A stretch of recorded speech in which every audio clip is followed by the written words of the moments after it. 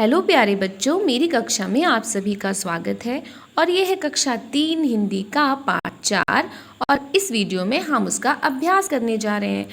इसका पाठ हमने अपने पिछले वीडियो में पढ़ लिया था, उसका लिंक आपको डिस्क्रिप्शन बॉक्स में मिल जाएगा।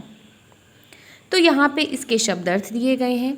सागर का अर्थ होता है समुद्र, कण कण का अर्थ होता है छोटे से छोटा टुकड़ा यानी कि स्मॉलेस्ट पार्टिकल, पल पल यानी कि क्षण, समय का छोटा जो हिस्सा होता है सबसे छोटा हिस्सा उसे पल कहते हैं।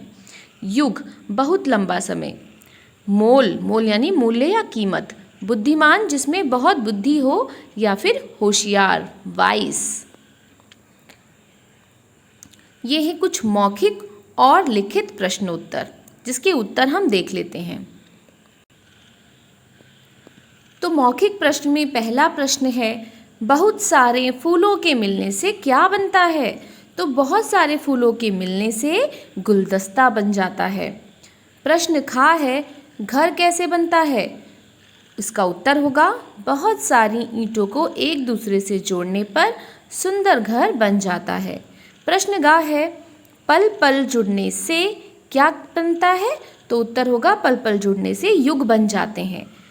और आखिरी प्रश्न है, बुद्धिमान कौन कहलाता है? तो समय का मूल्य समझने वाला ही बुद्धिमान कहलाता है। लिखित प्रश्नों में प्रश्न का है, गुलदस्ता किसे कहते हैं? तो बहुत सारे फूलों के गुच्छे को गुलदस्ता कहते हैं। प्रश्न खा है, जल की अनेक बूंदें मिल जाएं तो क्या बन सकता है? तो जल की अनेक बूंदों के मिलने से सागर बन सकता है। प्रश्न गा है, पल और युग में क्या अंतर है? तो पल समय का छोटा हिस्सा होता है और युग बहुत लंबा समय होता है। इसके बाद है, सही उत्तर चुनकर सही का चिन्ह लगाओ। तो इसमें का है, ईंटों से बनते हैं। तो ईंटों से क्या बनता है? बाजार, वन, घर या फिर तालाब? तो ईंटों से तालाब बनता है। प्रश्न खा है, बूंदों से बनते हैं। बूंदों से क्या बनता है?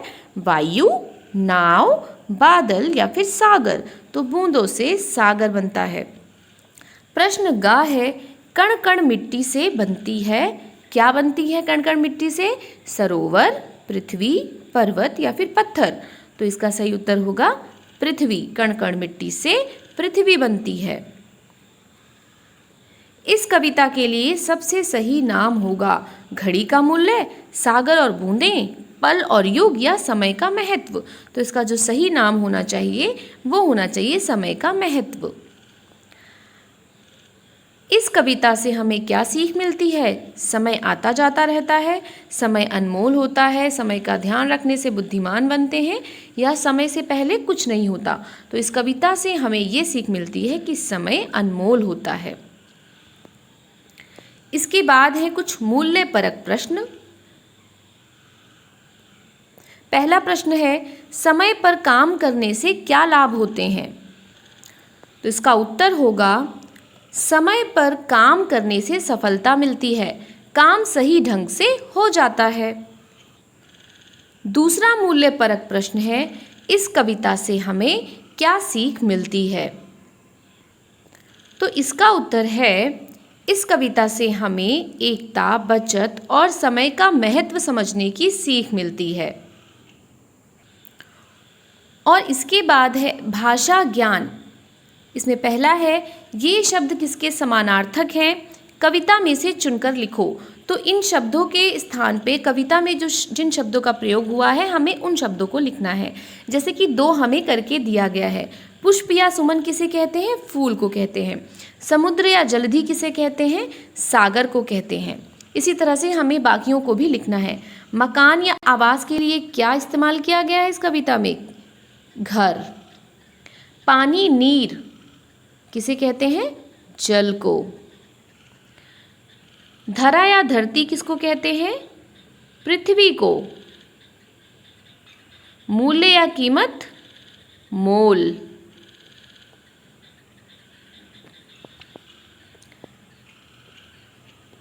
अगला है, कुछ शब्दों के एक से अधिक अर्थ होते हैं, ऐसे शब्द अनेकार्थी शब्द कहलाते हैं। ठीक है, तो कुछ शब्द तो ऐसे होते हैं जिनका एक ही अर्थ होता है। कई सारे शब्द होते हैं, अर्थ एक ही होता है, लेकिन कुछ एक ही शब्द होता है लेकिन उसके अर्थ अलग अलग होते हैं। उसके वाक्य के प्रयोग पर निर्भर करता है कि उसका क्या अर्थ है। ठीक है, तो यहाँ पे एक करके दिखाया गया है, जैसे कि फूल।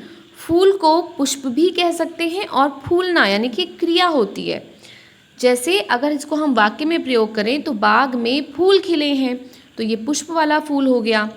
लेकिन भागते भागते रोहन की सांस फूल गई, इसमें फूलने वाला जैसे गुब्बारा फुलाया जाता है, तो इसका अर्थ यहाँ पे बदल गया। इस तरह से हमें बाकियों को भी दो अलग अलग अर्थों में वाक्य बनाने, जैसे पर का एक अर्थ होता है परंतु और एक होता है पंख। दोनों अर्थों को लेकर हमें दो वाक्य बनाने हैं। इसी तरह से जल का अर्थ पानी भी होता है और जलना भी होता है, तो इस तरह से इसका भी वाक्य बनाना है। तो पर के लिए क्या लिखा है? परंतु। इससे हम वाक्य बनाते हैं, अंकित ने मेहनत की पर सफल नहीं हुआ। ठीक है, तो यहाँ पर आ गया, यानी कि परंतु सफल नहीं हुआ, मेहनत करने के बाद भी वो सफल नहीं हुआ। पंख यानी कि चिड़िया के पंख, तो इसके लिए हमने वाक्य बनाया, सुनहरी चिड़िया के पर सोने जैसे हैं, यानी कि उसके पंख सोने जैसे हैं। जल का एक अर्थ है पानी, जल की बूंदों से सागर बन जाता है। ठीक है, तो यहाँ पानी का इसका सेंस है कि पानी की बूंदों से सागर बन जाता है। और जलना, आग लगने से झोपड़ी जल गई, यानी कि उसमें आग लग गई।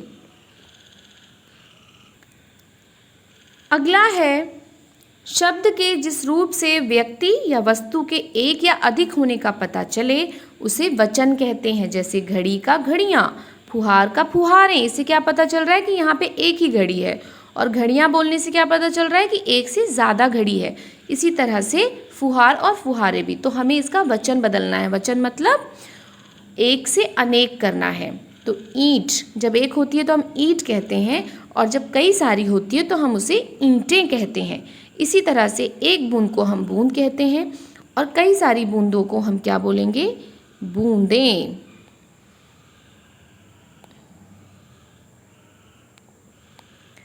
कांटा, जब कई सारे कांटे होंगे तो हम बोलेंगे कांटे। एक कांटे को कांटा और कई सारे कांटों को कांटे। गुलदस्ता को हम क्या बोलेंगे? एक गुलदस्ते को गुलदस्ता और कई सारे गुलदस्तों को गुलदस्ते। पेंसिल को पेंसिलें।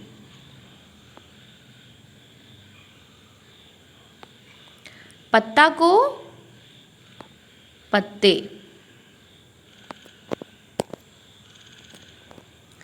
अगला है, इनके तीन तीन शब्द लिखो। अब इन अक्षर से ये हैं संयुक्त व्यंजन, इससे हमें तीन तीन शब्द लिखने हैं। जैसे हमें यहाँ पे गुलदस्ता लिखकर दिया गया है, अब हम यहाँ पे लिख देते हैं रास्ता, सस्ता। दूसरा है आधटा और पूराटा, तो इसमें क्या लिख सकते हैं? खट्टा। पट्टी,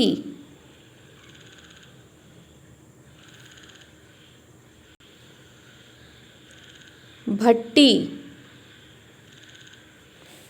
मिट्टी भी लिख सकते हैं। अब अधदा और धा, इससे क्या होगा? बुद्धि, बुद्धिमान।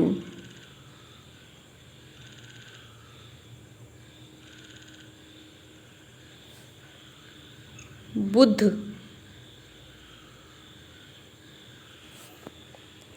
अगला है आधा माँ और पूरा माँ, इससे क्या लिख सकते हैं? हिम्मत, चम्मच,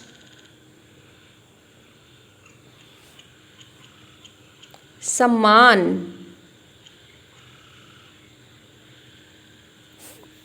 इसके बाद है आधाता और पूराता।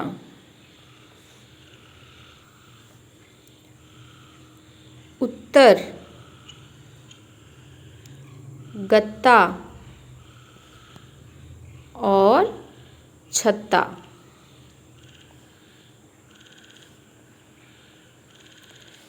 है विषय संवर्धन गतिविधियाँ। इसमें आपको घड़ी बनानी है, चार्ट पेपर काट के उस पर गत्ते पे चिपका कर आपको सुंदर सी घड़ी बनानी है और कागज़ के रंग बिरंगे फूल बनाने हैं।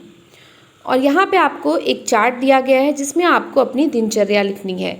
आपको हर समय समय पे लिखना है कि आप उस समय क्या करते हैं। तो इस तरह से आपको एक दिनचर्या का चार्ट बनाना है। यह भी जाने, अब यहाँ पे क्या बताया गया है, दिल्ली और जयपुर में जंतर मंतर दर्शनीय स्थल है। यहाँ सूर्य की रोशनी के आधार पर समय की जानकारी मिलती है। तो जो जंतर मंतर है उसमें सूरज की रोशनी जैसे पड़ती है उसकी छाया के हिसाब से समय की जानकारी ली जाती है। सो यहाँ पे हमारा ये पाठ ख़त्म हो जाता है और अगला पाठ हम करेंगे अपने दूसरे वीडियो में। So thanks for watching.